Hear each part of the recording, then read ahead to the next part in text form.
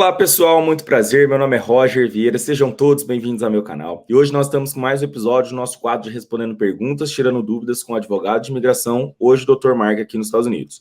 Doutor, muito obrigado pela participação novamente. Roger, eu que agradeço, sempre muito bom estar aqui com você no seu canal, com os seus seguidores aí. Tem uma pergunta aqui, ó, do Dezinck K, eu acho que é assim o perfil. Qual o melhor processo e mais barato para morar legalmente, doutor? Processo mais barato, assim, não sei se você estaria falando de honorários de advogado, de taxas de imigração, todo o processo você vai ter algum custo, né? O mais barato de todos, geralmente, são os processos que passam por situações humanitárias, no caso do asilo, refugiados, esses aí o governo isenta praticamente de qualquer taxa você paga. Existe também os chamados legal aids aqui, né, que são as agências legais que dão auxílio, muitas vezes gratuitos, para esses tipos de caso. Agora, é mais para situações humanitárias. Agora, se você está tentando através de um trabalho, assim, aí você vai gastar um bom dinheiro aí, sei lá, 10, 15 mil, dependendo, 5 a 15 mil aí, dependendo do visto. Até o casamento, né, doutor? Porque se a gente for ver, né, você vai ter que pagar lá as taxas, é 1.700 e alguma coisa, e aí se for usar um profissional, um advogado, vai ser mais caro ainda. Exatamente. Só o pedido de ajustamento de status, ele é 1.225, que inclui aí a biometria. Só aquele formulário do ajuste de status, né? O I-130, que é o de casamento, se eu não me engano, tem que ver aí, mas, sei lá, uns 500 e alguma coisa. Então, mais traduções, mais fotografias, mais exames médicos, não é baratinho. Mas tem gente que paga, quem pode, né? Quem é abonado aí, tem gente que paga 900 mil dólares, mais o advogado, né? 900 mil dólares o investimento, que é o EB5, só para ter o green card. Que a pessoa, o cidadão ali, né? O imigrante, ele tem 900 mil dólares, ele vai investir em um investimento qualificado aqui nos Estados Unidos, e ele sabe que ele não vai ter esse retorno aí por uns 5 anos. E a taxa de ganho que ele vai ter é mínima. Então, ele, como investidor, ele sabe que ele não vai estar ganhando dinheiro com esse investimento. Ele está realmente comprando o green card. O único motivo que ele decidiu fazer esse investimento é para poder receber o green card. Senão, ele faria investimento em outro lugar para render muito mais. É isso aí. Tem um amigo meu particular que ele conseguiu provar o Credible Fear, né? Ele é gay.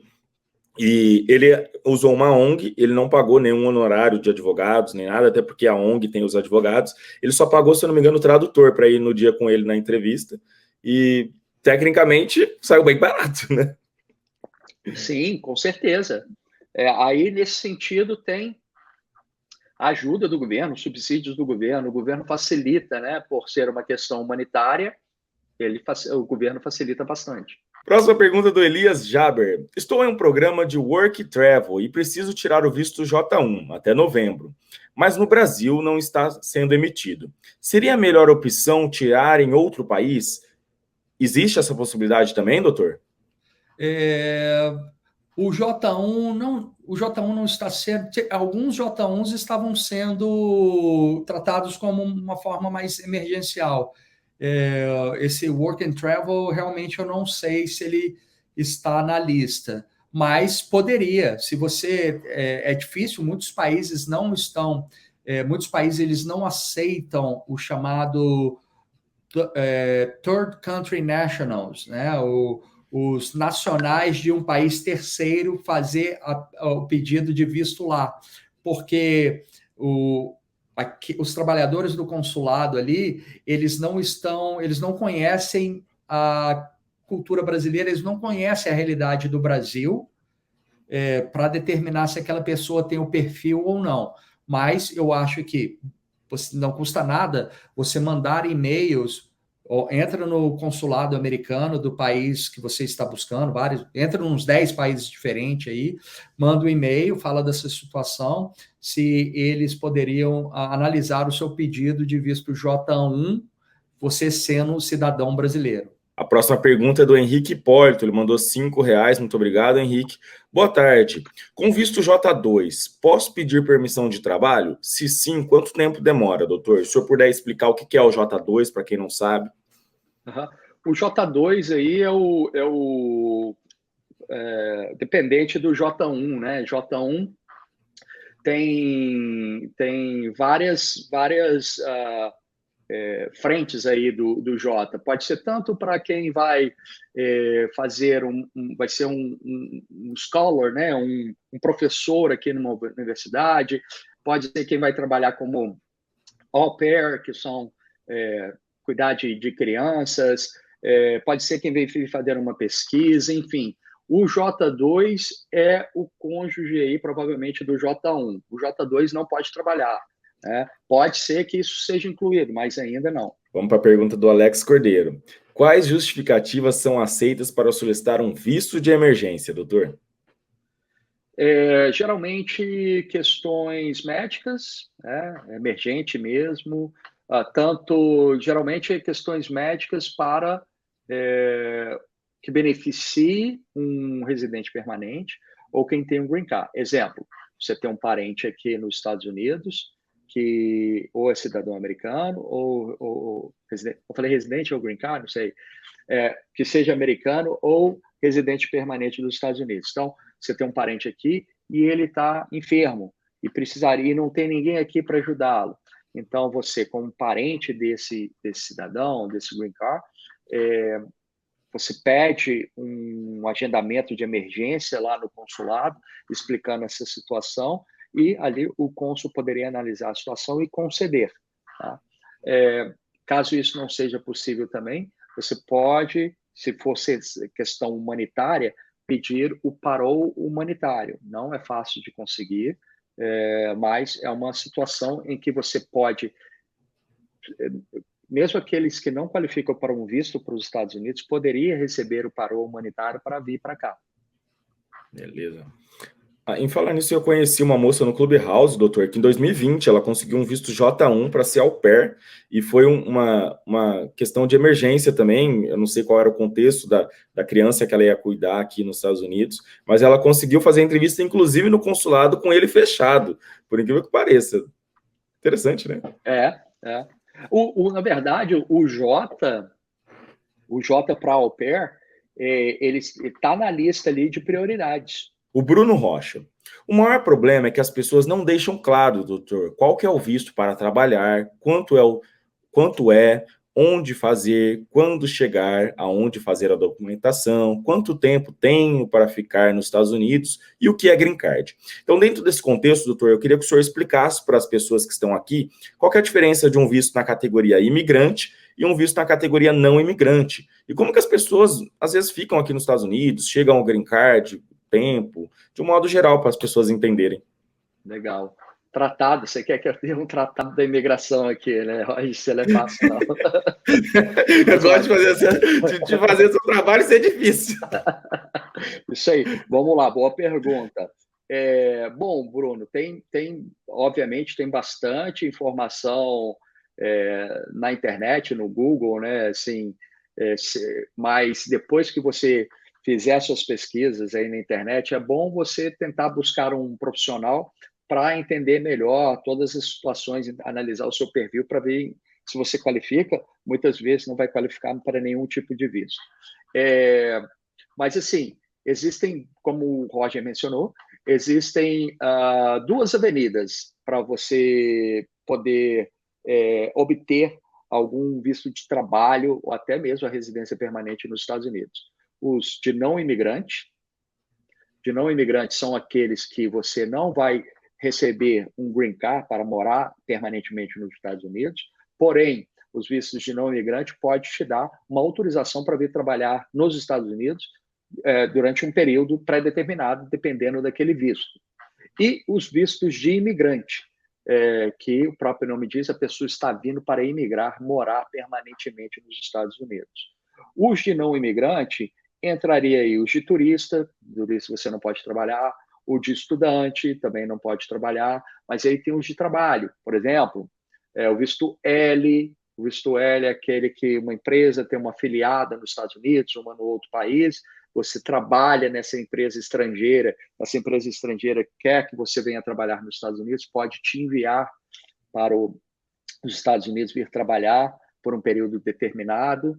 Aí, quando você já tiver com L aqui, aí você pode agora buscar um visto de residência permanente.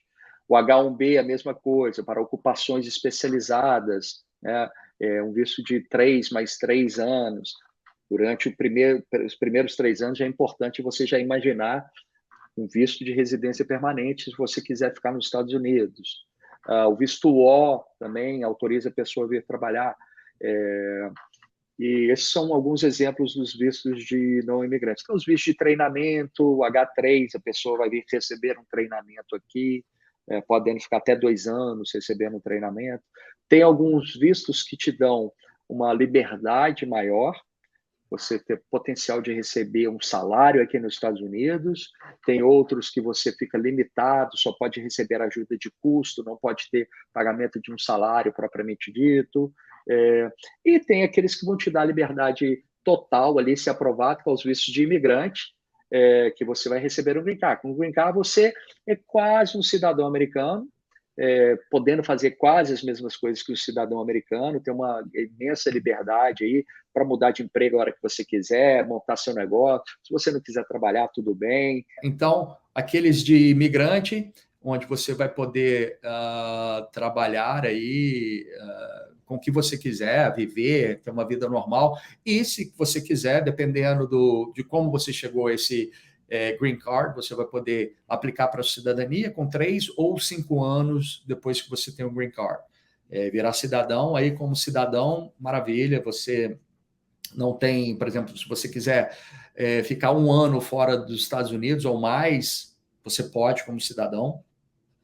E com os de imigrantes seria ou através de família, né, casamento, seu pai é americano, o seu filho já tem 21 anos, é americano, quer aplicar para você, casou com um cidadão, uma cidadã americana, você pode receber o green card. E os EBs, né, os Employment Based, o EB1, habilidade extraordinária, onde, como um estrangeiro de habilidade extraordinária em qualquer área do saber, né, arte, ciências, mundo dos negócios, educação, atletismo, se você for um profissional de ponta no que você faz e tiver 3 dos 10 critérios ali do EB1, você vai poder pleitear para a imigração sem depender de um sponsor, sem depender de uma oferta de trabalho de uma empresa americana. Pelo governo achar que você é importante para o país, você é um profissional qualificado, ele deixa você aplicar sozinho, sem ter um patrocínio de uma empresa americana. No caso do EB2, National Interest Waiver, o NW, a mesma coisa. O governo americano, ele entende que seus planos para o país são de interesse nacional e, portanto, eu vou te isentar ali da necessidade de você buscar uma oferta de trabalho, uma empresa americana te patrocinando, você pode fazer isso. E tem os vistos que acho que acaba sendo os mais comuns aí, que você precisa de uma empresa americana que vai patrocinar o seu visto, vai dar entrada através da certificação laboral, e no final do processo, você recebendo um green card, você pode morar aqui tranquilamente no país. Os de investimento de $900 mil, o EB4 ali, que geralmente são os religiosos, os juvenis especiais e várias outras situações que cabe aí dentro do EB4, são situações que a gente não vê muito no dia a dia, mas tem essas situações ali. Então, assim, um sumário seria mais ou menos assim que a pessoa... E o tempo para receber um green card vai depender do tipo de visto que você está aplicando. Cada um tem um tempo de processamento, cada um vai depender do momento também em que você deu entrada, podendo ter visto disponível, não podendo. Aí a gente entra em uma situação do boletim de vistos americano, enfim, acho que mais ou menos é isso aí. Eu entendo, né, doutor, que as pessoas têm muitas dúvidas, né? Às vezes, sei lá, eu tô vendo o Edu Koff lá nos Estados Unidos, cara, eu sigo ele tem aquelas mansões, aqueles carros, o que ele tá fazendo, né? Ou eu tô vendo outro youtuber lá fazendo delivery, ou sei lá, escorregando na Disney. Vocês têm que entender, galera, que se você não se qualifica para alguma dessas modalidades que o doutor falou, nada impede que você trilhe o seu caminho, né? Se você não fala inglês, você sabe que é uma necessidade que você vai ter nos Estados Unidos, vem aprender inglês. Às vezes você tá aqui nos Estados Unidos, as oportunidades surgem, você consegue, sei lá, encontrar o amor da sua vida, ou às vezes uma empresa goste muito do seu trabalho. Então, nada na vida é fácil. Vocês têm que entender que não é uma receita de bolo que você vem e come ele pronto. Não. Existem etapas que ou você tem muito dinheiro, ou você tem uma habilidade muito boa, ou você sabe dançar muito bem para conquistar alguém. Você está entendendo? Então, a vida é assim, né? Eu acho muito interessante e importante que você falou, Roger, a questão do inglês, tá? As pessoas vêm para cá, ela acaba trazendo o Brasil junto com ela. Quer sair do Brasil, mas o Brasil não sai dela. Então, ela acaba só trabalhando no meio de brasileiros, convivendo com brasileiros aqui nos Estados Unidos e 100% do tempo falando só em português. E o tempo vai passando e essa pessoa não vai aprender no inglês. E aí a chance dela conseguir um emprego melhor, sabe? Com o tempo, quanto mais velho você vai ficando, mais difícil de aprender um novo idioma, né? Não é impossível, mas se torna mais difícil. Então, assim, situações até próximas a mim, em que falei, sai do emprego tal, ganhando muito bem, mas só falava praticamente português, e coloquei para trabalhar ali de caixa em banco, um banco que só trabalhava com americano, ganhando bem menos, mas era o inglês o dia inteiro. Esse é o melhor cursinho de inglês que você pode fazer. E ainda você recebe por isso, sabe? Então, assim, é bom estudar, aprender a gramática formal, mas é no dia a dia, nas situações, ouvindo aquele americano falando, porque às vezes você está numa aula de inglês, a professora fala de uma forma para você entender melhor ali, né, com sotaque melhor, mas a realidade não é assim, a realidade é no dia a dia. Então, se você está no meio de americanos, né, e que te força a aprender, escutar, tem que se virar, tem que ser cara de pau, não pode ter vergonha, vai rir do meu inglês, azar, vamos tentar. E aí, sabe, você vai se tornar um profissional muito mais bem qualificado aí, e eu recomendo, primeiro de tudo, vem para os Estados Unidos, cara, entra na cultura americana, tenta aprender o idioma, televisão, para de ver novela brasileira, para de ouvir noticiário em português, vê tudo em inglês, começa a ler livro em inglês, sabe? Eu não sou professor de inglês nem nada, mas situações em que eu vejo que ajuda muito. Filme, bota o filme em inglês, não bota legenda em português. Vai ficar mais chato, mas você vai ver que depois de um mês, assim, as séries ali vai te ajudar muito aí no inglês. Lembrando, pessoal, que todas as redes sociais do Dr. Mark vão estar na descrição do vídeo. Caso você queira passar o seu caso pessoal, né, algum processo migratório, ele vai estar à disposição aí para você entrar em contato. E não esqueça de deixar o seu like, que ajuda muito na divulgação do canal e que outras pessoas possam conhecer o conteúdo também.